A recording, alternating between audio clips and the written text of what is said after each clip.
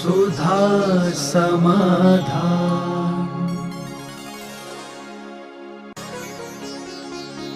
नमोस्तु गुरुदेव। कुंडली मिलान का हमारे जीवन पर क्या प्रभाव पड़ता है और हमें कुंडली मिलानी चाहिए या नहीं?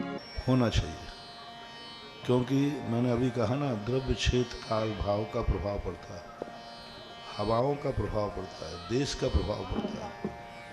तो इसलिए कुंडली के मिलान प्राचीन परंपरा है, मिलाना चाहिए। ठीक है, कभी कभी किसी का पुण्य का उदय होता है तो कोई मतलब नहीं, लेकिन सभी के पुण्य के उदय तो नहीं होते ना, इसलिए मिलाना। नमोस्तु गुरुदेव। माला से जाप देना या उंगलियों से जाप देना, दोनों में से कौन सा सही जाप होता है? को जिसमें मन लग जाए उससे दे देना चाहिए। सबसे ज़्यादा तो उचित है मन में श्वासोच्छ्वास से देना चाहिए। उसमें भूलते हो तो सर्वश्रेष्ठ हाथ से जाप देना सर्वश्रेष्ठ है। अब हाथ से साथ जाप देने में भूल जाते, कुछ हो जाते हैं, तो फिर मजबूरी में माला का दे देना चाहिए, क्योंकि हाथ में छूट जाते, कुछ हो जाए। बाकी श्रेष्ठ तो हाथों का ही है, फिर माला से फेरते हैं तो बाधा भी नहीं। नमोस्तु गुरुदेव। हम अपनी जरूरत के लिए कोई गलत कार्य करते हैं जिससे किसी भी जीव को नुकसान नहीं पहुंचता है, तो क्या उस कार्य का हमें कोई पाप लगेगा? लेकिन वो कृत्य तुम्हारी भूमिका के अनुसार करने योग्य है कि नहीं। मान लो सामने वाले को कोई दुख भी नहीं हो रहा है, लेकिन वो तुम्हारी भूमिका के लिए करने लायक है कि नहीं, पद के अनुसार करने लायक है कि नहीं। आप किस भूमिका में हैं? कुछ कार्य ऐसे हैं जिनको किसी को दुख नहीं होता, लेकिन वो करने योग्य नहीं है। इसलिए हमें ये भी देखना पड़ेगा कि वह हमारी भूमिका में करने योग्य है अथवा नहीं है, ये भी विचार करना। नमोस्तु गुरुदेव। जब कोई हमारे बारे में पॉजिटिव बोलता है तो हम पॉजिटिव सोचते हैं, और जब कोई हमारे बारे में नेगेटिव बोलता है तो हम नेगेटिव सोचते हैं। ऐसा क्यों? तो ये हमारी कमजोरी है। पॉजिटिव सोचने वाला जब भी पॉजिटिव माना जाएगा जब कोई हमारे संबंध में नेगेटिव सोच रहा है, फिर भी हम उसके संबंध में पॉजिटिव ही अर्थ ले रहे हैं, तब पॉजिटिव सोचना माना जाए। प्रशंसा करने पर कौन प्रशंसा नहीं करता है? उसने हमारी प्रशंसा कर दी, हमने उसकी प्रशंसा कर दी। उसने हमारा सहयोग किया था, हमने उसका सहयोग कर दिया। वो हमारे लिए अच्छा आदमी है, हमारे संबंध में अच्छा सोचता है, हमने उसका अच्छा सोच दिया। ये तो व्यापार है, ये तो लेन देन है, ये पॉजिटिव सोचना नहीं है। पॉजिटिव सोच वो कहलाता है, कोई हमारे संबंध में नकारात्मक सोच रहा है, फिर भी हम उसके संबंध में पॉजिटिव ही सोचेंगे। हम उसको कहीं ना कहीं से पॉजिटिव कर लेंगे, नहीं उसने गलती नहीं की है, गलती मेरी ही थी, क्योंकि मैं निमित्त बन गया उसमें। तो ये पॉजिटिव सोच नहीं कहलाता। जब कोई हमारा नकारात्मक हो, जैसे दुश्मन हमें गाली दे रहा हो, फिर भी हमें उसके प्रति क्रोध ना आवे, तो पॉजिटिव सोच है। यदि कोई हमारी प्रशंसा कर रहा है और हमें गुस्सा नहीं आ रहा है, ये पॉजिटिव सोच थोड़ी है, तो किसी को नहीं आता। गाली देने पर क्रोध नहीं आवे, गाली सुन मन खेद न आनो, तब पॉजिटिव कहलाता है। विपरीत परिस्थितियों में अपने आप को संतुलित रखना, प्रतिकूल व्यक्तियों के बीच में अपने मन को संतुलित रखने का नाम पॉजिटिव थिंकिंग कहलाती है। नमोस्तु गुरुदेव। आपने हमारी इस धरा पर अपने पैर रखे, ये कौन से पुण्य से हुआ है? इसका समाधान करें। मैं आ गया, यही तो समाधान है, और क्या करें। पहले आ गया ये समाधान है। दूसरा सबसे बड़ा समाधान है कि मैं आज रुक गया, ये और समाधान है।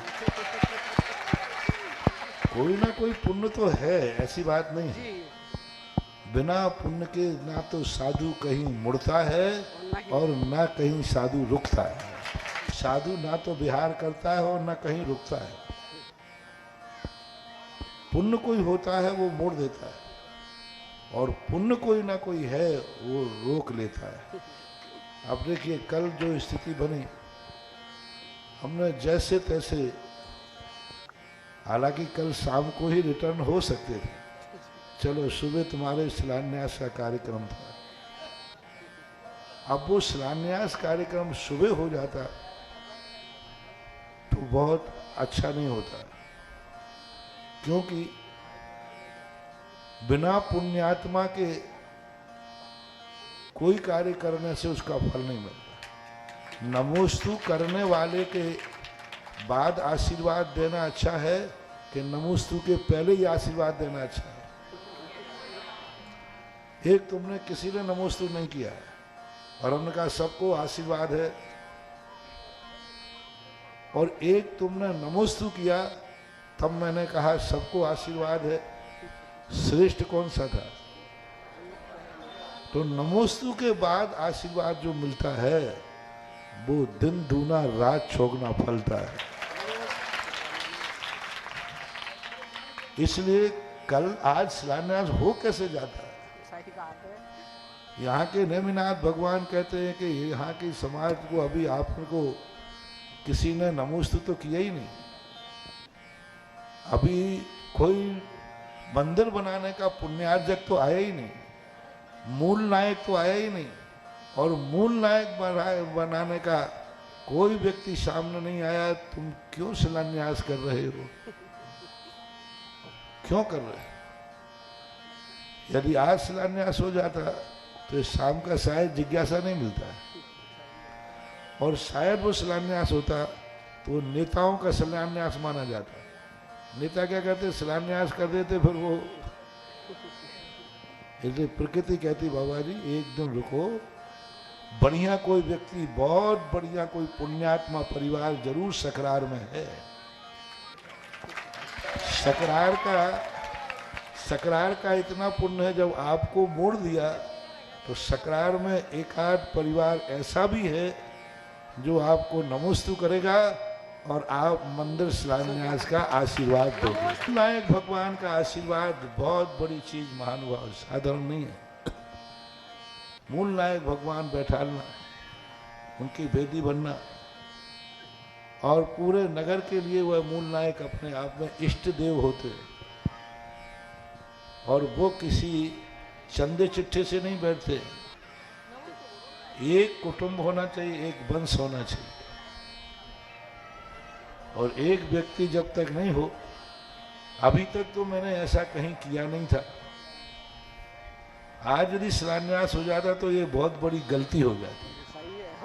अच्छा रहा वो शिलान्यास रुक गया। अब देखो शायद कोई ऐसा पुण्यात्मा अभी आशीर्वाद लेने वाला है जिसके कारण से इस मंदिर का शिलान्यास भव्य हो गया। नमोस्तु गुरुदेव। वर्तमान के पंचम काल में क्या अवधि ज्ञानी मुनि होते हैं? अगर होते हैं तो उनकी संख्या कितनी होती है? अवधि ज्ञान का निषेध तो है नहीं, लेकिन कोई नाम से कोई अवधि ज्ञानी मिले नहीं। ऐसा उल्लेख मिलता है कि पंचम काल के अंत में वीरांगज नाम के मुनिराज को अवधि ज्ञान होगा।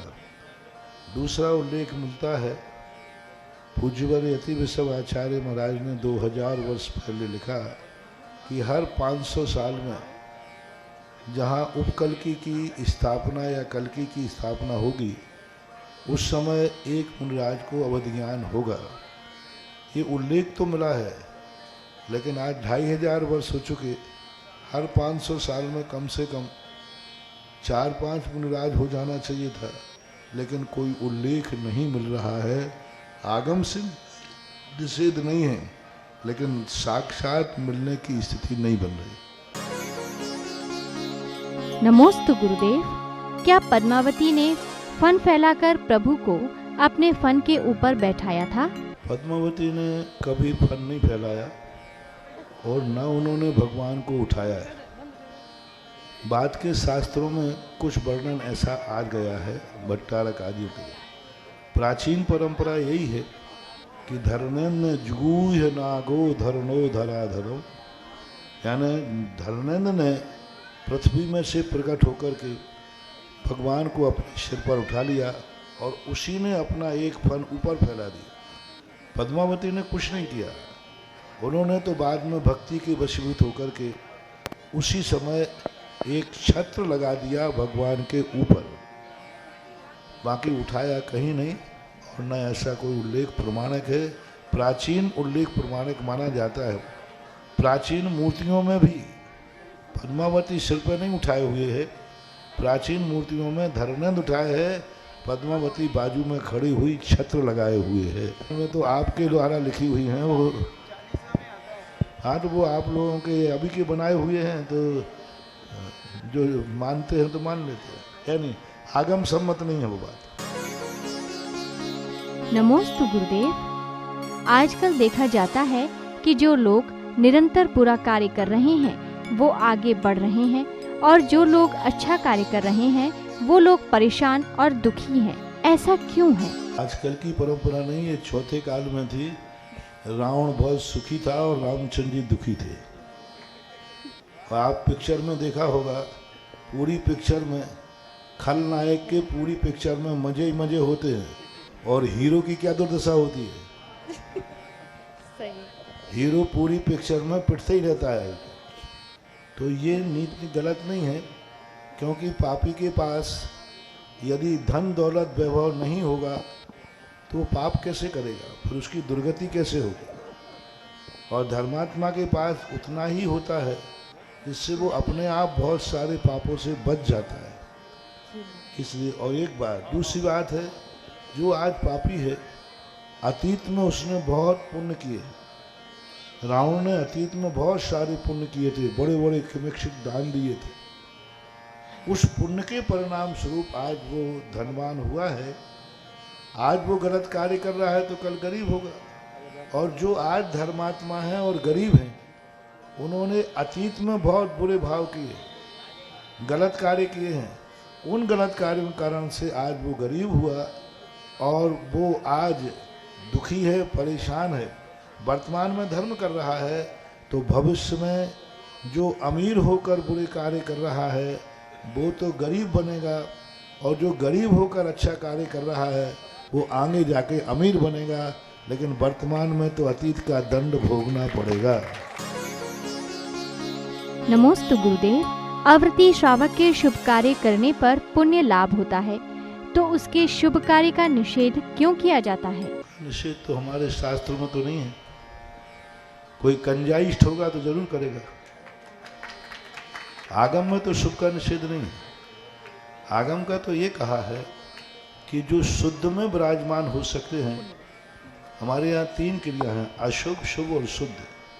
जो शुद्ध में विराजमान हो सकते हैं उनको शुभ करने के लिए मना किया गया, लेकिन जो अशुभ में रत हैं उनको तो शुभ करने का ही कहा गया है। जिनवाणी में कहीं भी शुभ का निषेध नहीं है, शुभ कहीं निषेध नहीं है, पुण्य का निषेध है। पुण्य का निषेध होना, पुण्य के कारण का निषेध होना। हमारे यहाँ धन को बुरा नहीं कहा है। धन गलत कार्यों में जाता है तब बुरा है। धन बुरा हो भला कहिए। जब वो शुभ कार्य धन को बुरा में करे तो बुरा है, अच्छे में करे तो धन जैसी अच्छी चीज क्या है। इसी प्रकार वो पुण्य कहा, किम होदि सुशीलम जम संसारम पवेशेदी। पूज्यवर कुंद स्वामी ने कहा, जो पुण्य हमें संसार की तरफ ले जाए, संसार बढ़ावे, वो पुण्य ही है। ऐसा सोना किस काम का जिसमें नाक कान समाप्त हो जाए। ऐसा पुण्य किस काम का रावण के समान, जिस पुण्य कर्म के उदय से व्यक्ति को पाप करने का भाव आवे, वो पुण्य की निंदा की गई है। लेकिन पुण्य के फल की निंदा की जाती तो वही पूज्यवर कुंद स्वामी पुण्य को संसार का कारण नहीं बताया, पुण्य को बंध का कारण नहीं बताया। एक पक्ष है। यदि पुण्य पुण्यानुबंधी है तो पुण्य फला अर्हंता भी तो कहा है।